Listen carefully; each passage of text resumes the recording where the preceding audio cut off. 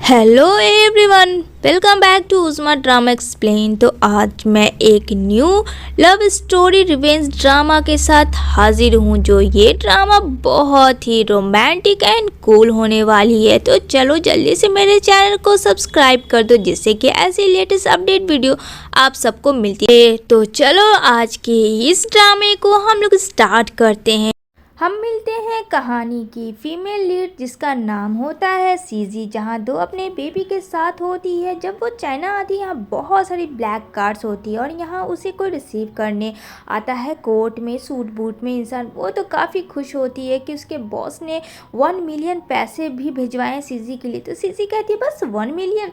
तो black card भी उसको देता है कि नहीं, ब्लैक कार्ड भी है, आप ये भी ले लो। जहाँ दोनों बच्चे समझ जाते हैं कि माँ जो है हमारी वो फ्लैशबैक में जा चुकी है। कहते हैं बच्चे, माँ होश में आओ, यहाँ पे वो आपके सपने वाला ड्रीम कार नहीं, ये हमारी खटारी गाड़ी है जिसे हम लोगों को जाना। जहाँ उसका ड्राइवर बकता है, मैम चलें। अब फ्लैशबैक में दिखाया जाएगा कि ये हुआ कैसे।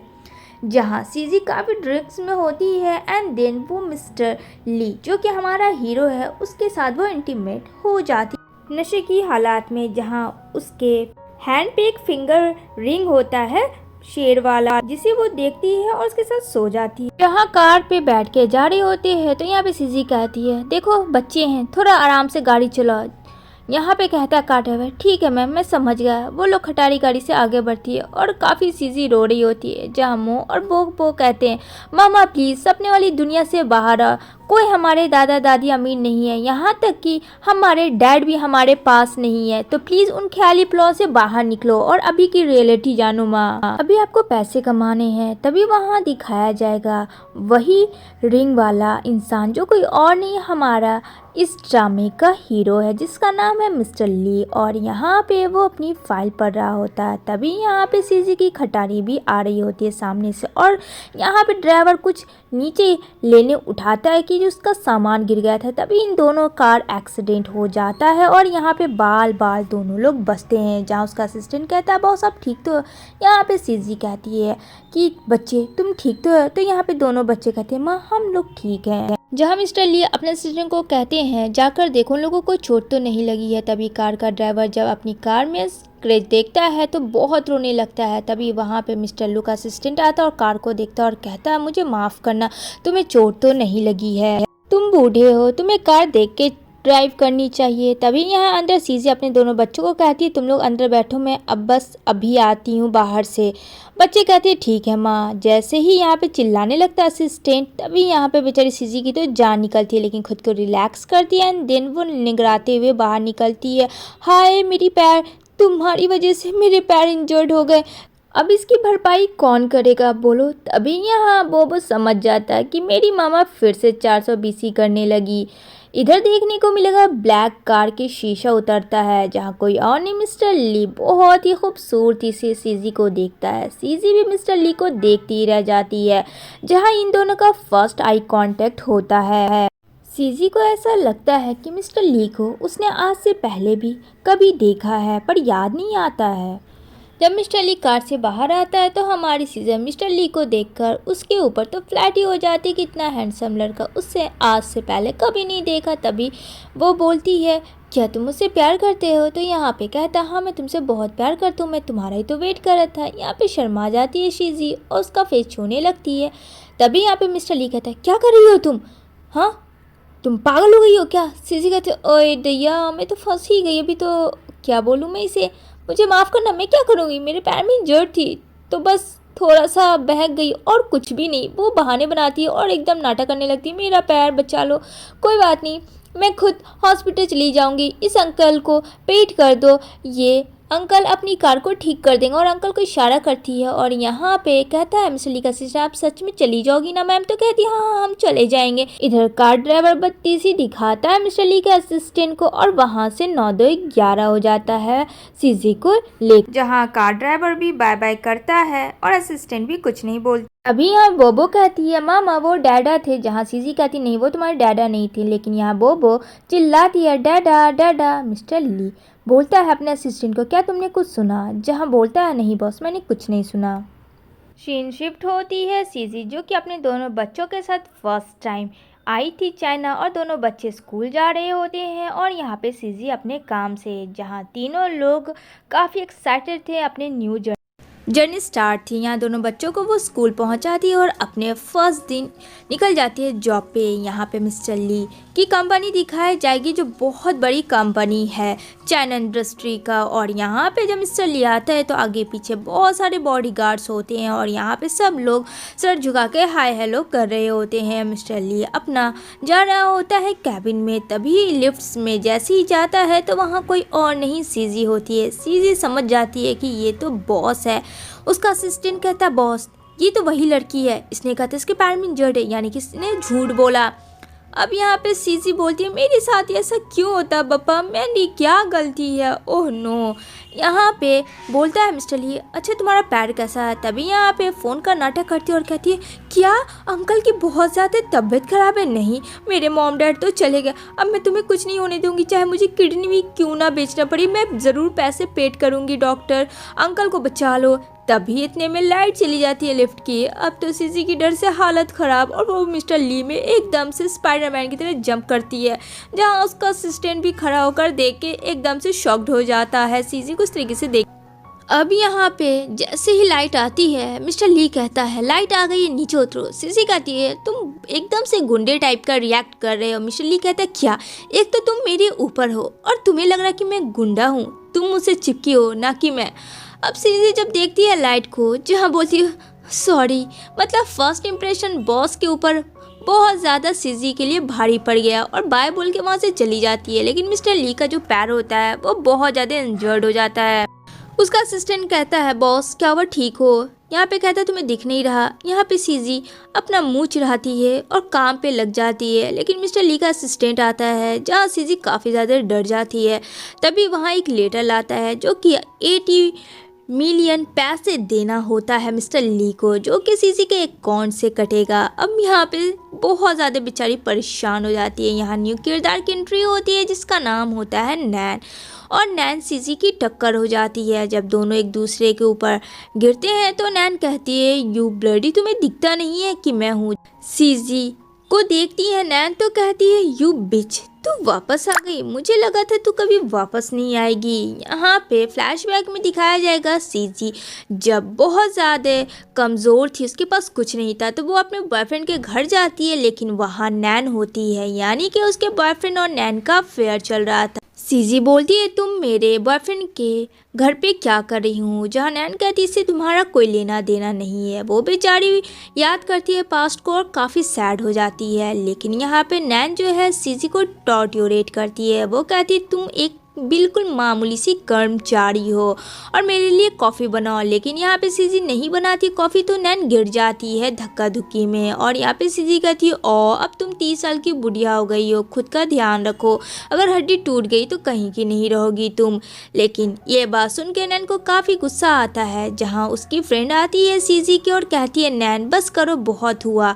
लेकिन फ्रेंड नैन तो है सीजी के पीछे ही पड़ गई थी हाथ धो के। वो कॉफ़ी फेंक देती है सीजी के ऊपर, लेकिन सीजी भी कम नहीं है, सीजी भी नैन के ऊपर कॉफ़ी फेंक देती है। तभी यहाँ मिस्टर ली आते और कहते हैं ये सब क्या हो रहा है, जहाँ पे नैन कहती है मिस्टर ली को कि सीजी को निकाल दो, इसे इस्तीफा दो, इसने बहुत ज़्यादा रूडली मुझसे बात की और यहाँ पे कॉफ़ी भी गिरा दिया, जहाँ बेचारी सीजी काफ़ी ज़्यादा डर जाती है कि उसकी वर्ड पड़ेगी। लेकिन यहाँ मिस्टर ली कहता है मैंने सुना तुम्हारा लैंग्वेज कैसा था, तुम क्या समझती हो खुद को, अभी तक तुमने एग्ज़ाम में पास भी नहीं किया, तो तुम यहाँ के सीनियर नहीं हो, तो इस तरीके से दूसरों को जज करना बंद करो।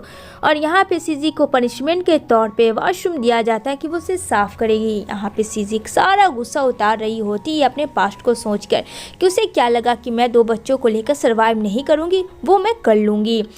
यहाँ पे कॉल आता है मिस्टर ली को, जहाँ उसका असिस्टेंट बताता है कि उसका जो कैसीनो है उसके पीछे कोई पड़ा हुआ है और यहाँ उसने किसी जासूस को भेजा है, जहाँ शक था मिस्टर ली को अपने अंकल के ऊपर। तभी यहाँ पे सीजी की आवाज़ सुन के वो आता है, देखता है कि वो खुद से बड़बड़ा रही होती है और सारा गुस्सा उतार रही होती है वॉशरूम के ऊपर।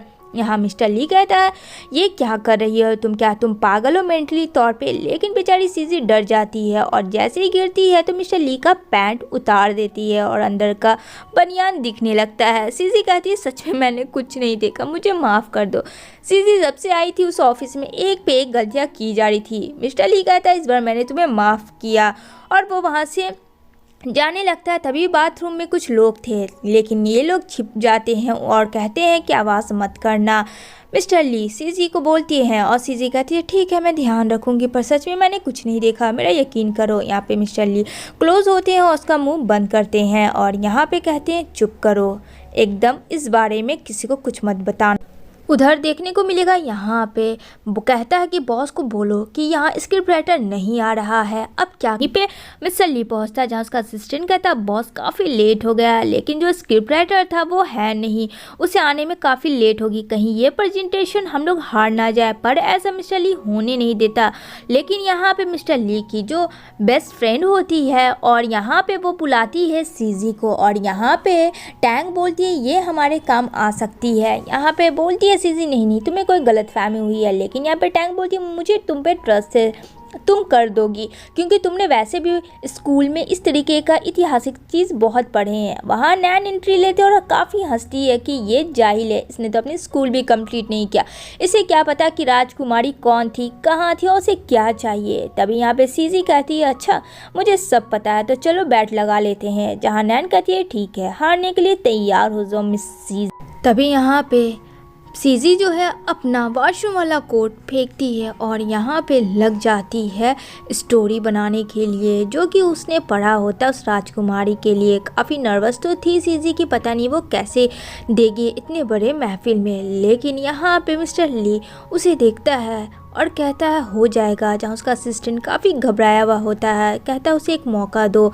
यहाँ पे सीजी बहुत ही अच्छे से उस राजकुमारी के बारे में बताती है और यहाँ पे प्रेजेंटेशन बहुत ही अच्छा जाता है सीजी का। और यहाँ पे मिस्टर ली को कॉल आता है कि ये फिल्म सुपर डुपर हिट होगी क्योंकि इसकी लाइन बहुत ही अच्छी थी, जिस लड़की ने किया है उसे प्रमोट करो।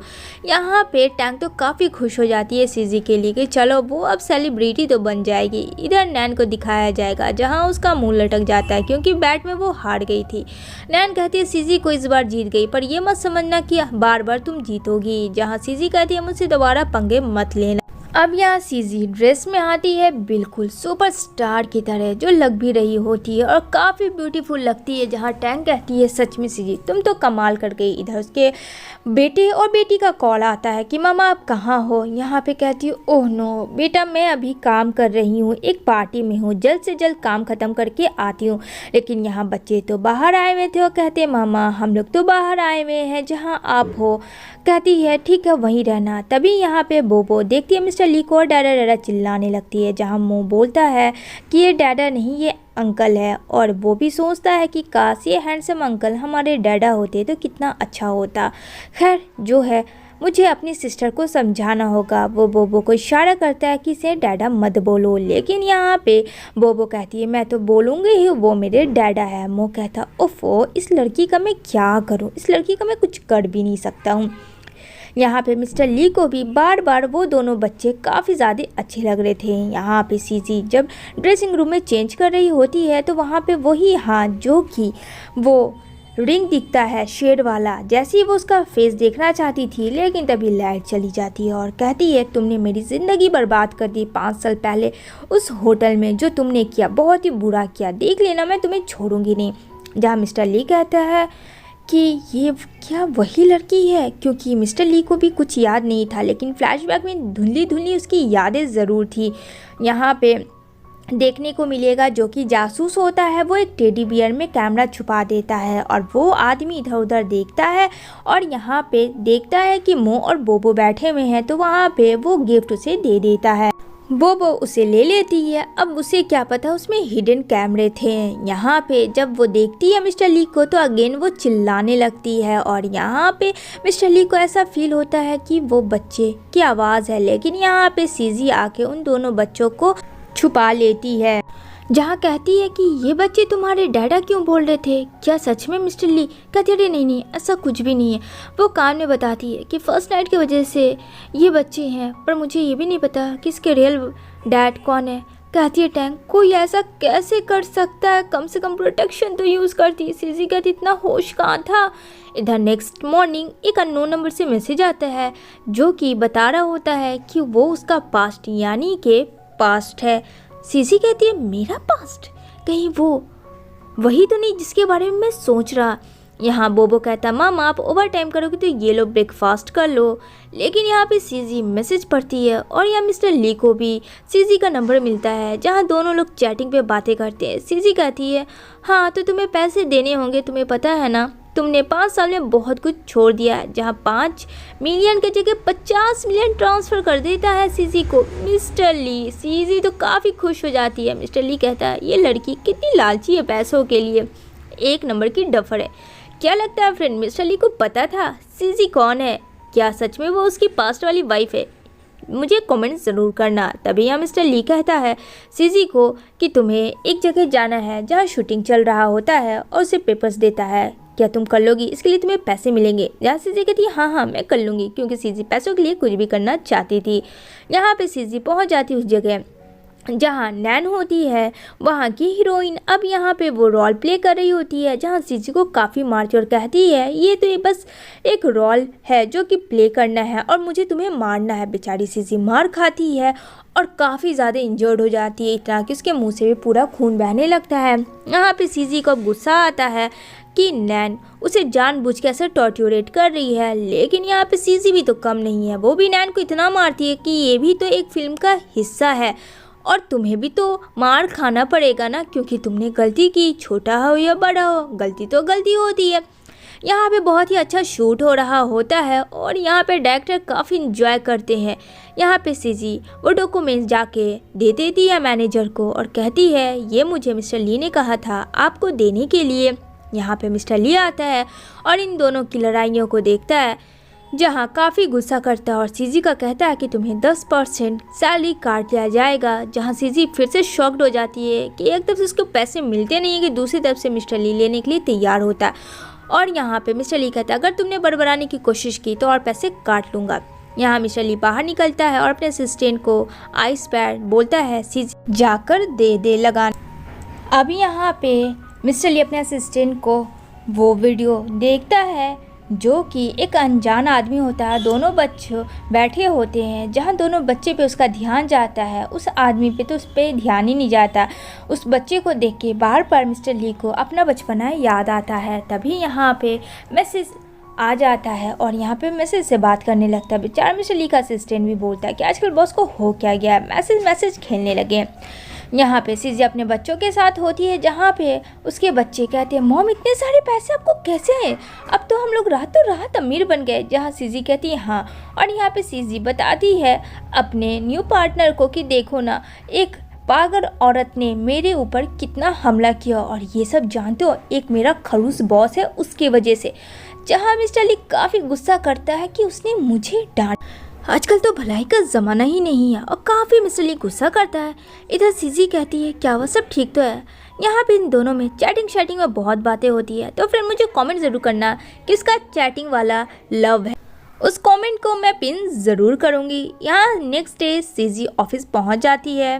मिस्टर ली काफ़ी परेशान था और सीजी को कहता है क्या तुमने स्क्रिप्ट याद कर लिया।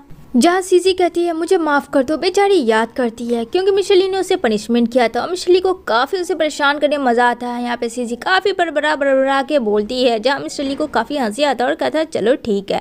तभी यहाँ पे सीजी जाती है तो यहाँ पैर स्लिप करता है और मिस्टर ली सीजी को डायरेक्ट किस कर देता है। जहाँ पे सीजी कहती है ये क्या हो गया, ओह नो ये तो बहुत गलत हो गया। मिस्टर ली कहता है ओह आई एम सो सॉरी, और यहाँ पे सीजी भी हट जाती है। सीजी कहती नहीं मुझे किस नहीं करना चाहिए था, मैं भी कितनी स्टूपिड हूँ। इधर मिस्टर ली भी सीजी के बारे में ही सोच रहा होता है क्योंकि फ्रेंड कहीं ना कहीं दोनों अंदर से एक दूसरे में अट्रैक्शन फील करते हैं। यहाँ उसका असिस्टेंट दिखाता है कि यहाँ पे दोनों बच्चे किंडरगार्टन में थे और यहाँ पे आ जाता है मिस्टर ली उन दोनों बच्चों से मिलने।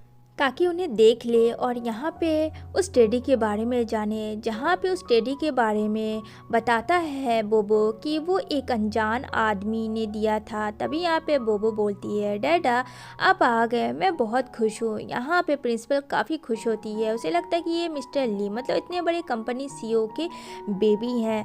लेकिन यहाँ पे मिस्टर ली कहते नहीं, ये हमारे बच्चे नहीं हैं। तभी यहाँ पे प्रिंसिपल कॉल करती है उसकी माँ को और कहती है आने के लिए, जहाँ वो टैंक को कहती है मेरा काम संभाल दो, मुझे बच्चों के पास जाना है। वो जाती है और कहती है क्या हुआ, तुम लोग ठीक तो हो? यहाँ पे दोनों बच्चे कहते हैं हाँ मॉम मैं ठीक हूँ, यहाँ पे डैड आए थे। सीजी कहती है क्या मतलब है डैड आए थे? तभी यहाँ पे प्रिंसिपल कहती है एक आदमी आया था और यहाँ पे आपके बच्चों को उसने बहुत ही अच्छे स्कूल में एडमिशन करवाने की गुजारिश की है। चैटिंग वाले बंदे का कॉल आता है और सीजी उसे कहती है थैंक यू सो मच कि तुम यहाँ आई। उसे लगता है कि वो चैटिंग वाला बंदा यहाँ आया अपने बच्चों से मिलने के लिए। थोड़ा थोड़ा शक था, लेकिन जब ये दोनों की आवाज़ एक दूसरे को जानी पहचानी लगती है पर इन सबको इग्नोर करते हैं। और यहाँ पे सीजी वो खिलौने के बारे में पूछती है बच्चों से, तो बच्चे बताते हैं हाँ मामा वो खिलौने तो यहीं कहीं थे। तभी अपने बच्चों को कहती है तुम लोग जाओ सोने। यहाँ पे मास्क लगाया हुआ बंदा आता है मारने के लिए, जहाँ सीजी देखती है काफ़ी डर जाती है और कहती है तुम कौन हो, अगर तुमने मुझे मार दिया तो जेल हो जाएगी तुम्हें। तभी यहाँ मिस्टर ली आ जाता है और यहाँ पे कहता है देखो उसे छोड़ दो। सीजी कहती है अरे यार पहले मुझे बचाओ वरना ये मुझे मार देगा और मुझे अभी जिंदा रहना, मुझे मरना नहीं है। यहाँ पे मिस्टर ली बचा लेता है सीजी को, क्योंकि फ्रेंड सीजी के बारे में पता चल गया था कि वो चैटिंग वाली लड़की कोई और नहीं सीजी ही है, वो उसके डॉक्यूमेंट्स के थ्रू। लेकिन ये बात मिस्टर ली सीजी को नहीं बताता है और यहाँ पे सीजी को हक करता है, लेकिन वो लोग फिर अलग हो जाते हैं।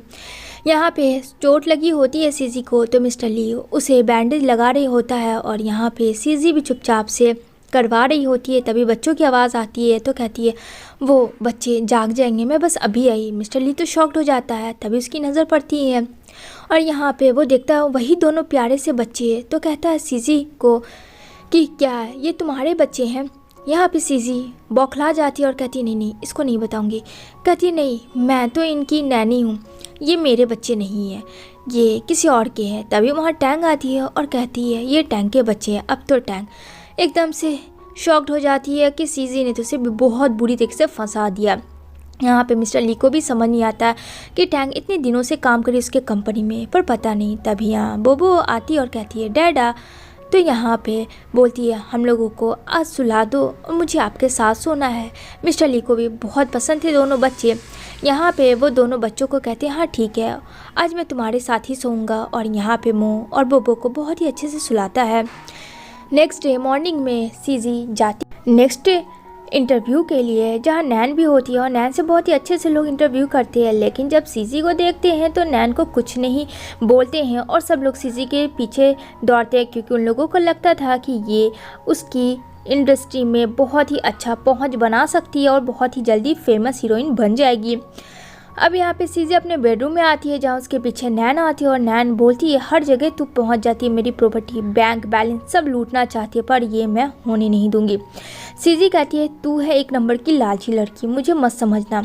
यहाँ पे नैन बोलती है मुझे गुस्सा मत दिलाओ। सीजी कहती है अच्छा, और इतना बुरी तरीके से मारती है। तभी यहाँ मिस्टर ली जाता है अपने असिस्टेंट के साथ कि ये आवाज़ कहाँ से आ रही है। जब दरवाज़ा खोलता है तो मिस्टर ली काफ़ी शॉक्ड हो जाता है और भागता है। कहती है नैन प्लीज़ मिस्टर ली मुझे बचा लो। कहता है यू गर्ल्स कैरी ऑन, इतना बोल के भाग जाता है दोनों लोग। यहाँ पे नैन का बहुत ही बुरा हाल हो गया था। तभी यहाँ पे सीजी जाती है शाल लेने, तो यहाँ पे मिस्टर ली का असिस्टेंट आता है कि तुमको रिहर्सल के लिए काम दिया गया है, जल्दी से कंप्लीट कर लो। कहती है ठीक है। यहाँ पे उसके फियांसे का मैसेज आता है, ऐसा हम लोग कह सकते हैं, जो कि चैटिंग से बात करती है। तभी वॉशरूम में गिरने की वजह से मिस्टर ली दौड़ के आता है, आवाज़ सुन के सीजी को, और कहता है क्या हुआ तुम ठीक तो? वो कहता है मैंने कुछ नहीं देखा, प्लीज़ रिलैक्स हो जाओ।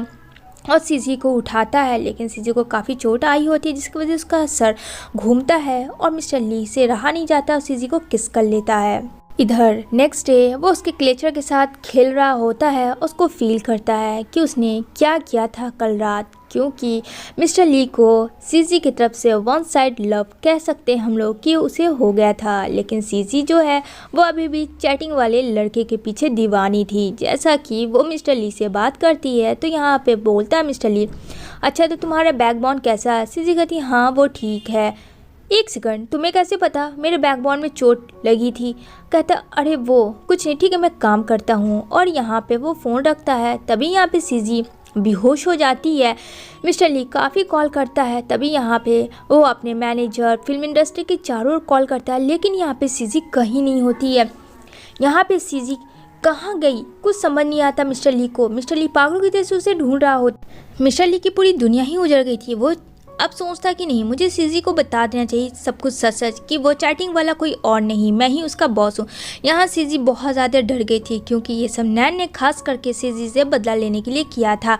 यहाँ पे उसे याद आता है मिस्टर ली को कि जब वो बात कर रही थी तो उसने एक कैट शॉप का नाम लिया था। वो दौड़ के जाता है और सारे कैट शॉप के बारे में पता करता है, बट कोई भी क्लू नहीं मिलता है। यहाँ पे सीजी आखिरी दम अपना गिन रही होती है, काफ़ी ज़्यादा इंजर्ड। वो अपने बच्चों को याद करती है और यहाँ पे चैटिंग वाले फियांसे को भी। तभी यहाँ मिस्टर ली आता है और सीजी को बचा लेता है। जब सीजी बेहोश होती है तो उसे फ्लैशबैक में याद आता है मिस्टर ली का वो फेस और यहाँ पे वो रिंग जो कि मिस्टर ली के हाथ में था। सीजी समझ जाती है कि ये बंदा कोई और नहीं मिस्टर ली ही 5 साल पहले वाला वो हॉट और हैंडसम बंदा था। जब अपनी आंखें खोलती है तो देखती है सामने में मिस्टर ली होता है।